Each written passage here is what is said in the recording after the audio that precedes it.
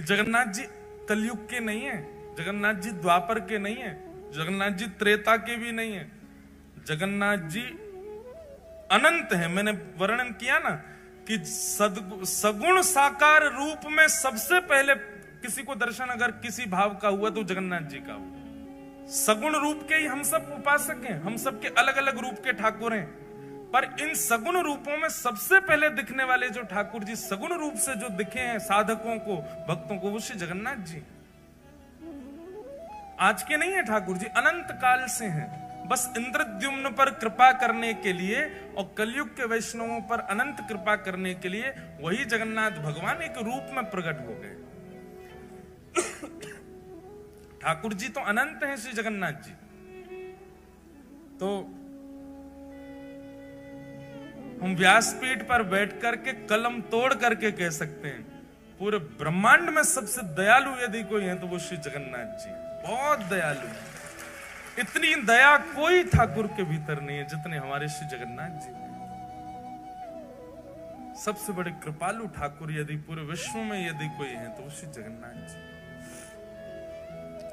इतने दया में भरे हैं, इतने अवगुण शून्य दृष्टि है श्री जगन्नाथ जी की। कितना भी बड़ा कोई व्यक्ति, कितना भी अभागा क्यों ना आ जाए, ठाकुर जी उसमें भी दोष नहीं देखते। ऐसे महाप्रभु जगन्नाथ। अच्छा, जगन्नाथ जी के कान क्यों नहीं है? जगन्नाथ जी के कान दिखते क्यों नहीं है? बहुत सुंदर भाव है। बोले जगन्नाथ महाप्रभु कहते हैं, बोले कोई मेरो भक्त आर्तनाद आर्त भाव से मुंह को पुकारे और वासमय व वाकी रक्षा के लिए, वासमय वाकु दर्शन देवे के लिए मैं जैसे ही जाऊंगो, मेरे बगल में ये बैठी है मेरी बहन सुभद्रा, उबा के बगल में बैठे हैं बलराम जी, जे दोनों मुंह को रोकेंगे, अरे लाला कहां को जा रहे है, कौन के पास जा रहे है? और कहीं सुदर्शन जी ने या गरुण जी ने बता दिया कि फलाने भक्त के पास जा रहे हैं, तो ये दोनों तुरंत उसकी पूरी लिस्ट निकालेंगे। अरे वो तो अच्छा खाता भी नहीं है, वो तो अच्छा व्यक्ति भी नहीं है, उसके अंदर तो काम भी है, उसके अंदर तो लोभ भी है, उसके अंदर तो द्वेष भी है। ये सब मुझे उसके अवगुण बता करके मुझे रोकने का पूरा प्रयास करेंगे। ऐसे ही श्री जगन्नाथ भगवान जब किसी भक्त पर कृपा करने के लिए जाते हैं तो ठाकुर जी ने मन में विचार किया, ये बगल में बैठे बलभद्र जी और सुभद्रा जी जी मानेंगे नहीं, ये जबरदस्ती उस व्यक्ति के अवगुण मुझको सुनाएंगे। अरे तुम किसके पास जा रहे हो, वो तो ऐसा है, वो तो ऐसा है, वो तो ऐसा है। नेक नेक आगे आ जाओ भैया। जगन्नाथ महाप्रभु ने मन में विचार किया, मेरा कोई भक्त मुझे बुलाएगा। सब लोग इधर देखो। ठाकुर जी ने मन में विचार किया, बोले मैं भक्त पर कृपा करने जाऊंगा, जे बलभद्र सुभद्रा जो मानेंगे नहीं, उसके अवगुण मुझको बताएंगे। लेकिन एक दिन जगन्नाथ भगवान ने क्या किया, जैसे ही किसी भक्त पर कृपा करने जा रहे थे तो बलभद्र सुभद्रा ने पूछा कहां जा रहे हो? उत्तर सुदर्शन जी ने दिया, बोले वहां जा रहे हैं उस भक्त के पास। बोले कौन भक्त? तब गरुण जी बोले वहां जा रहे हैं। महाराज बलराम जी लेके उसके सारे अवगुण बताने लगे। सुभद्रा जी कहने लगी वो तो ऐसा है, वो तो ऐसा है, उसके अंदर तो इतना काम है, वो तो क्रोधी है, वो तो लोभी है, लोभ के चक्कर में आपको याद कर रहा है, वैसे बिल्कुल याद नहीं करता है, आदि आदि सब बात कहने लगे। ठाकुर जी चुपचाप चलते ही जा रहे हैं, रुके ही नहीं रहे। ताऊ दादा बोले अरे लाला सुनना है रहो, इतनी देर तक कह रहा हूं मैं। ठाकुर जी फिर भी नहीं सुने, चलते गए चलते गए चलते गए। और जब उस भक्त के यहाँ पहुंच गए, भक्त के यहाँ पहुंच करके और सीधे उस पर कृपा कर दी, वहां पर कृपा करके अनुग्रह करके वाकु जो भी वाको भाव हो वो पूर्ण कर दियो। जैसे ही ठाकुर जी वहां पर कृपा करके लौटने लगे, बलराम जी खड़े गए, अरे लाला तू सुने ना है, तेरो बड़ो भैया मैं इतनी देर तक कह रहा हूं, तू ऐसे इन पर कृपा मत करे कर, जी बहुत लोभी व्यक्ति है, बहुत ऐसो है। सोई ठाकुर जी ऐसे कपड़ा पहन के रखते हैं। जगन्नाथ जी को कभी देखो मुफलर सा पहन के रखते हैं, एक दिखाते हैं, दिख जाए तो ये हमारे जगन्नाथ जी। देखो जगन्नाथ भगवान कैसे कपड़ा पहने, ऐसे पहन के रखें जैसे कितनी सर्दी लग रही है इनको। सर्दी नहीं लग रही है, जो कान छुपा के बैठे हैं अपने। बलराम जी बोल रहे, लाला तू सुने ना है, चलो जाए कहीं भी मुंह उठा के, और हमारी बातन ने ना माने। ठाकुर जी बोले, कहा बोल रहे, सुनाई ना दे रही तो? अरे रुको। तब ठाकुर जी ने एक कपड़ा पीछे किया, बोले हाँ इतनी देर तक कहा बोल रहे, मुझको तो सुनाई ना दियो, मेरे तो कान छुपे रहे ना, मैं सुन ही ना पाऊं। तब सुभद्रा जी बोली, कितनो चतुर है लाला, जाने अपने कान जामारे छुपा रखे हैं कि जे कोई भक्त पे कृपा करवे जाए, और वास्तव में मैं और आप कहीं वहां भक्त के अवगुण बताएंगे तो या कुछ सुनने पड़ेंगे, या हमारे पहले ही कान ढक के बैठने की, ताकि कोई भक्त पर मैं कृपा करवे जाऊं, वहां के अवगुण में कोई बताए तो वो पहले ही समझ जाए, भैया मेरे कान छुपे, मैं सुन ना रहा हूं, मैं तो जाऊंगो वहां पर कृपा करके आऊंगो। इसलिए जगन्नाथ प्रभु के कान नहीं दिखते। बड़े अद्भुत हैं श्री जगन्नाथ जी, अपने कान छुपा के बैठे हैं।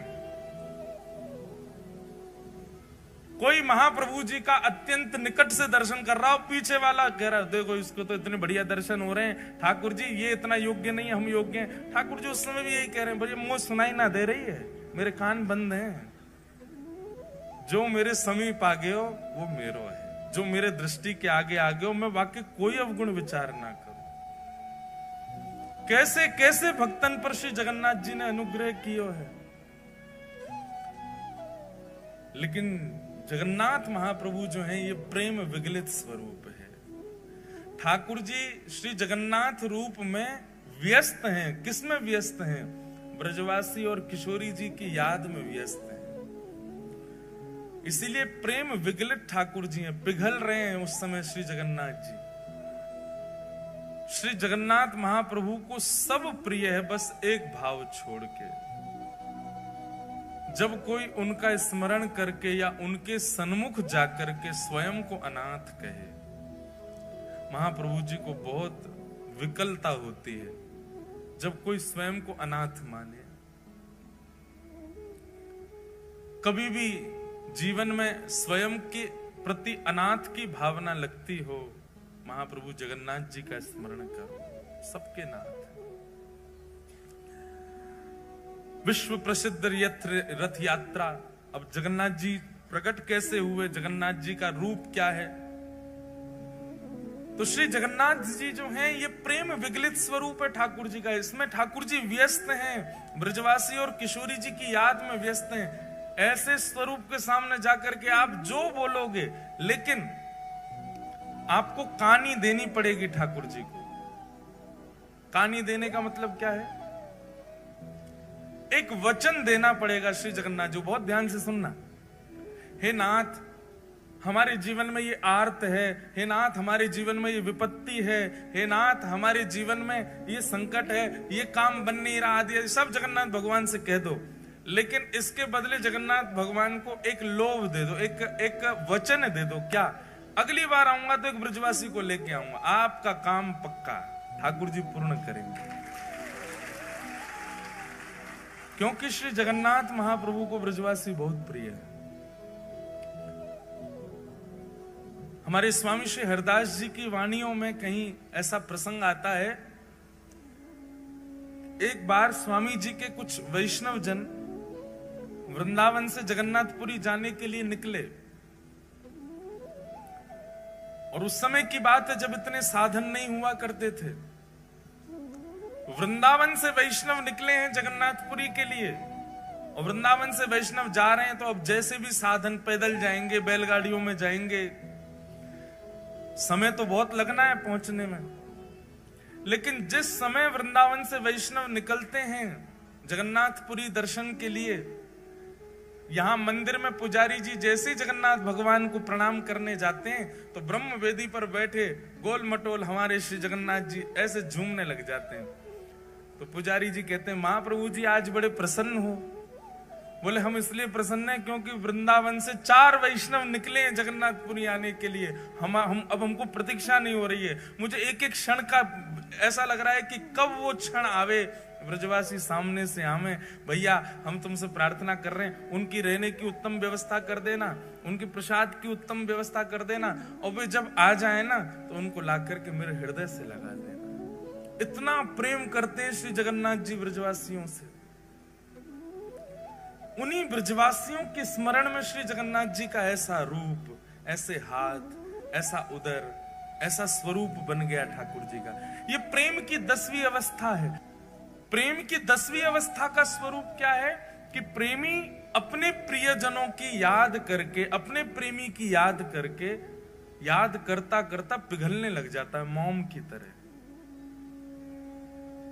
श्री जगन्नाथ महाप्रभु ब्रजवासियों की याद में पिघल गए। किशोरी जी के स्मरण में, ये किशोरी जी के विरह का स्वरूप है श्री जगन्नाथ जी का। हमारे प्यारे गिरधर लाल जी साल में एक बार श्री जगन्नाथ जी का रूप धारण करते हैं रथ यात्रा वाले दिन। और मैंने कई बार कथाओं में बताया भी है कि हमारे प्यारे गिरधर लाल जी जगन्नाथ भगवान का रूप तब तक धारण करते ही नहीं है जब तक उनको कोई विरह का पद ना सुनाओ। किशोरी जी के विरह का कोई भी भाव सुना दें ठाकुर जी को, तुरंत ठाकुर जी जगन्नाथ बन जाते हैं। प्रेम धन स्वरूप है जगन्नाथ, रस धन स्वरूप है जगन्नाथ, आनंद धन स्वरूप है जगन्नाथ, और महाप्रभु स्वरूप है जगन्नाथ। तो ऐसे जगन्नाथ जी भगवान श्री कृष्ण के अनेक रूप हैं, पर उन रूपों के सन्मुख जाकर के आप अपनी जिज्ञासा प्रकट करो। पूर्ण होगी नहीं होगी कुछ गारंटी नहीं है, पर जगन्नाथ जी से आप जो चाहो वो अपना पूर्ण करवा सकते हो। बस शर्त इतना, बदले में एक ब्रजवासी से मिलवाना पड़ेगा श्री जगन्नाथ जी को। अगली यात्रा जब करो तो जैसे आप अपने मित्रों से पूछते हो, रिश्तेदारों से पूछते हो, पूरी चल रहे हो क्या, सब व्यवस्था कर लेंगे। एक किसी ब्रजवासी को ले जाओ, ब्रज के किसी रसिक से पहले तो संबंध बनाओ, उससे मित्रता करो, फिर उसको फोन करो कि भाई हम जगन्नाथपुरी जा रहे हैं, आप चलोगे क्या। पलकों पे बैठा के ले जाना ब्रजवासी को, चाहे सिर पे चढ़ जाए, लेकिन फिर भी ब्रजवासी को लेकर के जाना, तब दर्शन करना जगन्नाथ जी का।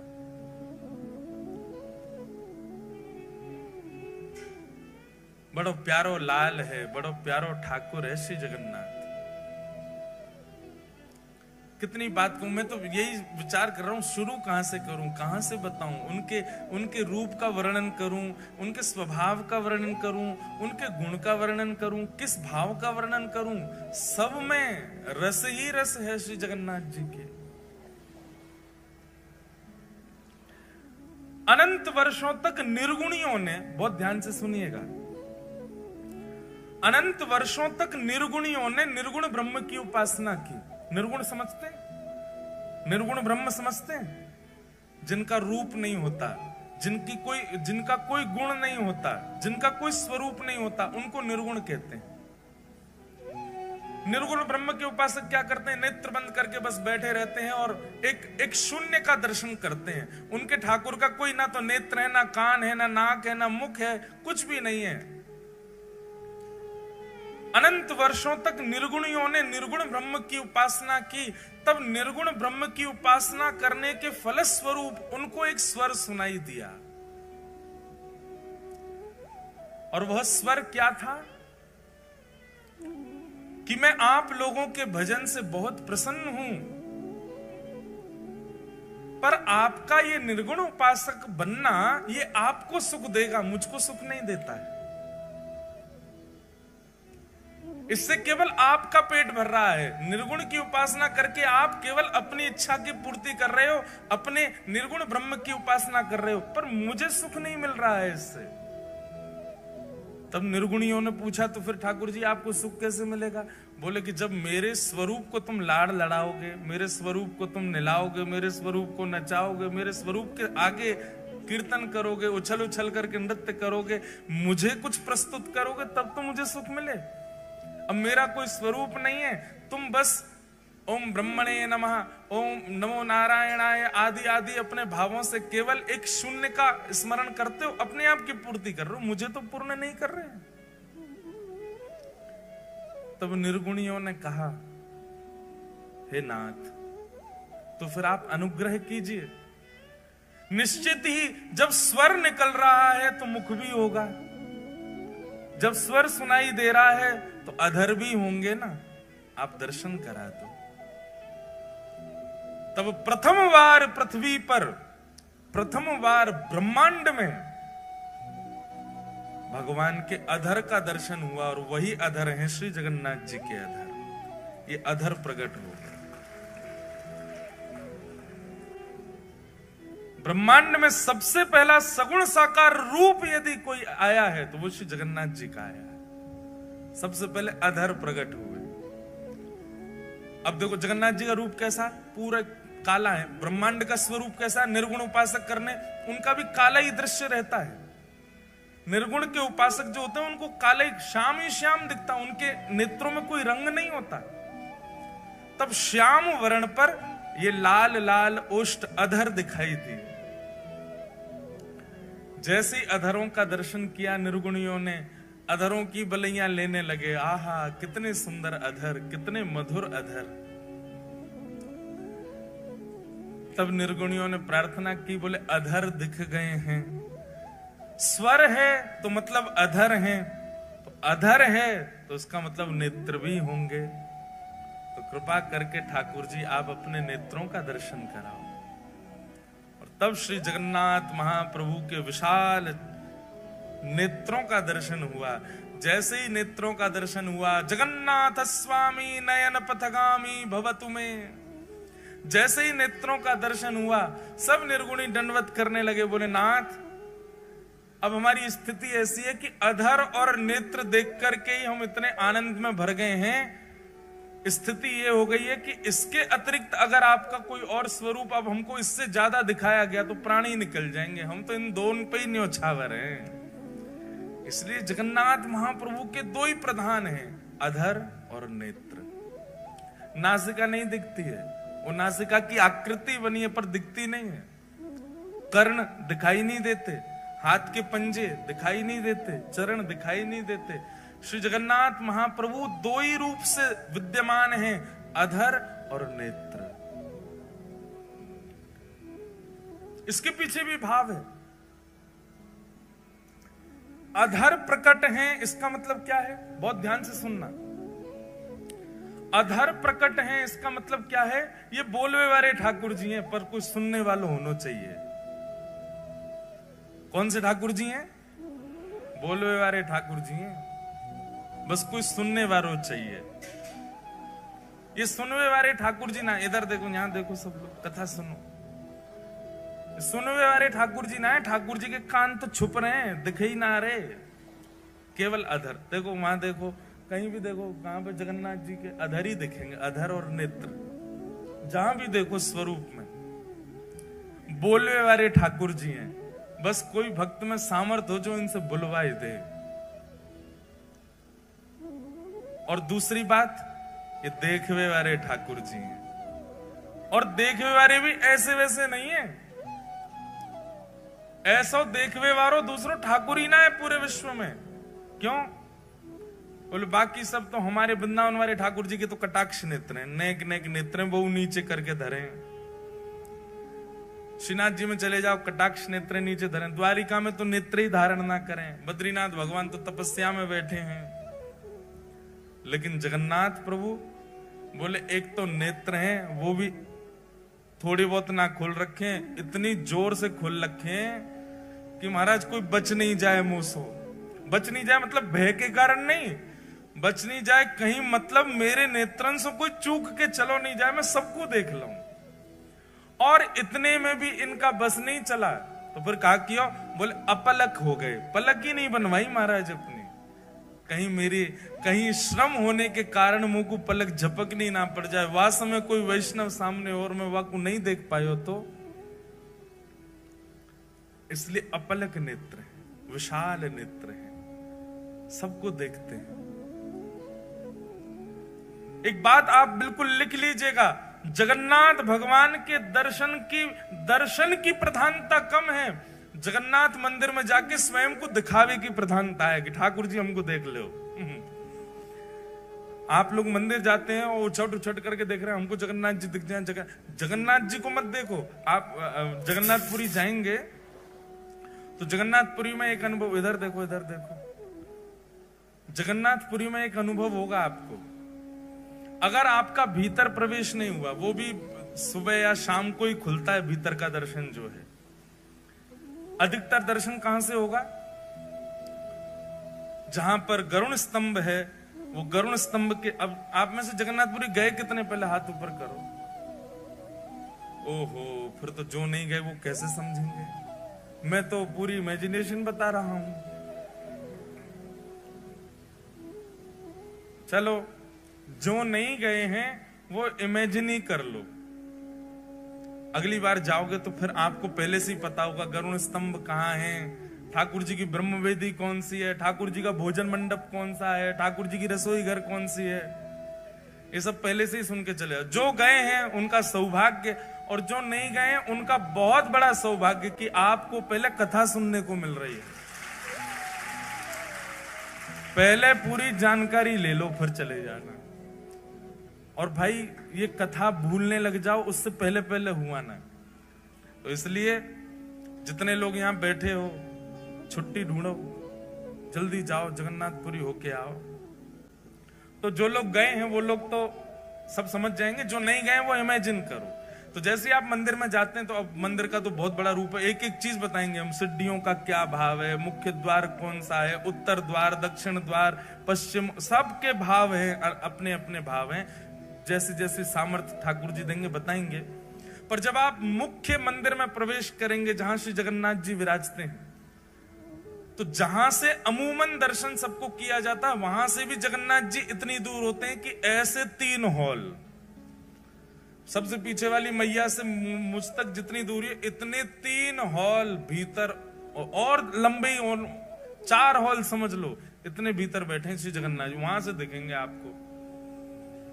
जगन्नाथपुरी में प्रत्यक्ष दर्शन केवल सुभद्रा जी का होता है, स्पष्ट दर्शन होगा आपको। बीच में बैठी है सुभद्रा जी। तो द्वार है तो बहुत विशाल, लेकिन दूरी इतनी होती है कि जब आप भीतर प्रवेश करोगे तो इतने तो आपको बलराम जी दिखेंगे। बलराम जी सबसे पहले घुसते ही आपको बलराम जी दिखेंगे, इतने। फिर बलराम जी के बाम अंग में बैठी हैं सुभद्रा जी। सुभद्रा जी पूरी दिखेंगी। और जिनके दर्शन के काज पूरी दुनिया गई है, जगन्नाथ जी, वो इतने भी नहीं दिखते, इतने दिखते हैं, बस इतने ही दिखते हैं। आधी सी आंख दिखे उनकी। पूरी दुनिया आप देखेंगे जगन्नाथपुरी में, सारी भीड़ कहां होती है? वहां कोने में। सबकी दृष्टि ऐसी है, बोले वहां कोने में देखो जगन्नाथ जी दिख रहे होंगे। वो जगन्नाथ जी कितने दिखते हैं? कितनों कोने में घिस लो, इतने ही दिखते हैं, उससे ज्यादा नहीं दिखते। इसका मतलब क्या है? जगन्नाथपुरी में श्री जगन्नाथ जी को देखवे के काजे उमड़ो मत। जगन्नाथ जी कह रहे हैं हमने सबको देखवे के काजे सुभद्रा जी बीच में बैठा रही हैं, बस तुम खुद को दिखा दो कि तुम आए हो।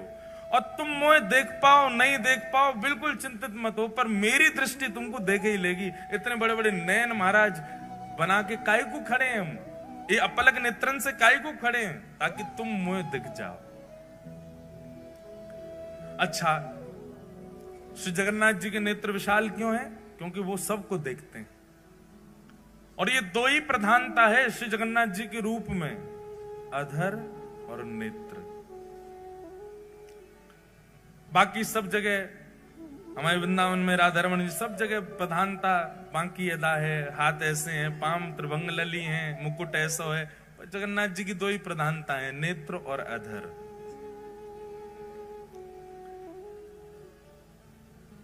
तो देखवे वारे ठाकुर जी, बोलवे वारे ठाकुर जी, कोई बुलवानो जाने बस जगन्नाथ प्रभु से।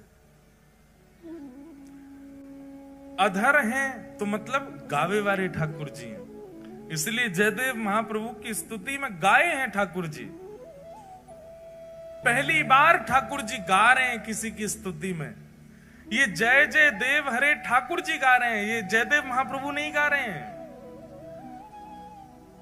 इस अष्टपदी की विशेषता है कि जयदेव महाप्रभु तो वर्णन करना चाहते हैं जय जगदीश हरे, अभिनव जलधर सुंदर धृत मंदर ए, श्रीमुख चंद्र चकोर जय जगदीश हरे, ये लिखना चाह रहे हैं जयदेव महाप्रभु तो।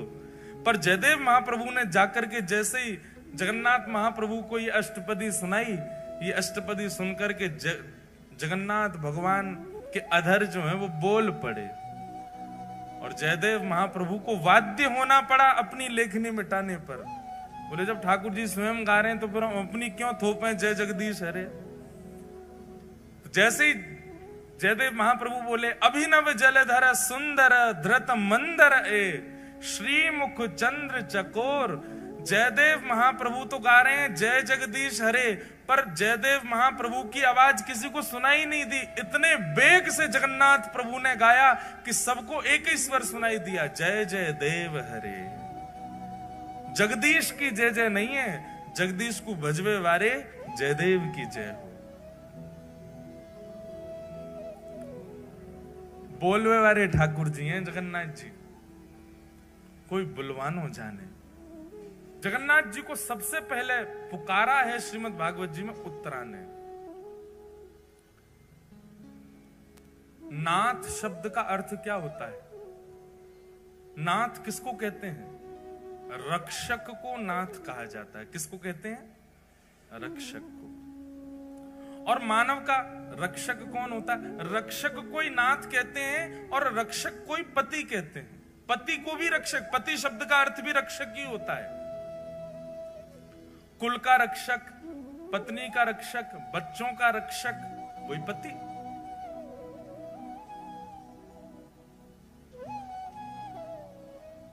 जगन्नाथ और जगतपति शब्द में कोई अंतर नहीं है, एक ही है दोनों। नाथ और पति एक ही बात होती है। भागवत जी में सबसे पहले उत्तरा कहती है, भगवान को सबसे पहला नाम क्या दिया? महायोगिन। बहुत ध्यान से सुनो सब लोग, इधर देखो, क्या कहा? महायोगिन। कौन है? पाहि पाहि महायोगिन। महायोगिन का मतलब क्या है? बोले योगी नहीं है ये महायोगी है। बोले योगी किसको कहते हैं? बोले योगी उसको कहते हैं जो नेत्र बंद करके बैठा रहे, ध्यान लगावे, घंटों तक, वर्षों तक, महीनों तक नेत्र ना खोले, उसको योगी कहते हैं। बोले ये कौन है? बोले योगी नहीं है, ये महायोगी है। बोले क्यों? बोले जादनाते बैठे वादनाते आंख बंद ही नहीं करी है, आंख खोल के बैठे। आंख बंद करके बैठना ये एक योगी कर सकता है और कोई भी कर सकता है। आंख बंद करके कोई भी बैठ सकता, पर आंख खोल करके बैठना ये योगी नहीं कर सकता, ये तो महायोगी कर सकता है। आप नेत्र खोल करके अपलक नेत्रों से कितनी देर बैठ सकते? ज्यादा से ज्यादा 30 सेकंड, 1 मिनट। नैका देर में आंसू आने लगेंगे, आंखें लाल पड़ जाएंगी महाराज, पलक आपको झपकनी पड़ेगी। तो नेत्र बंद करके बैठना ये कोई बड़ी बात नहीं है, लेकिन फिर भी योगी मान लेंगे हम नेत्र बंद करके बैठने वाले को। पर ये कौन है? बोले ये तो महायोगी हैं। महायोगी क्यों है? बोले नेत्र खोल करके बैठे, अपलक नेत्रों से बैठे, झपकते ही नहीं है। पाहि पाहि महायोगिन। और कौन है? बोले देव देव, देवों के भी देव हैं। सारे देवता आते हैं और सब आकर के श्री जगन्नाथ जी को प्रणाम करते हैं। महाप्रभु जगन्नाथ जी के संपूर्ण मंदिर में 33 कोटि देवता हैं। पूरे मंदिर में सब प्रणाम करते हैं, सब नीचे आकर के हाथ जोड़ करके खड़े रहते हैं। तो कौन है? बोले देव देव, देवों के भी देव हैं। और कौन है? बोले तब नामकरण हुआ जगतपते। जगतपति, जगत के रक्षक, जगत के नाथ श्री जगन्नाथ जगतपति हैं।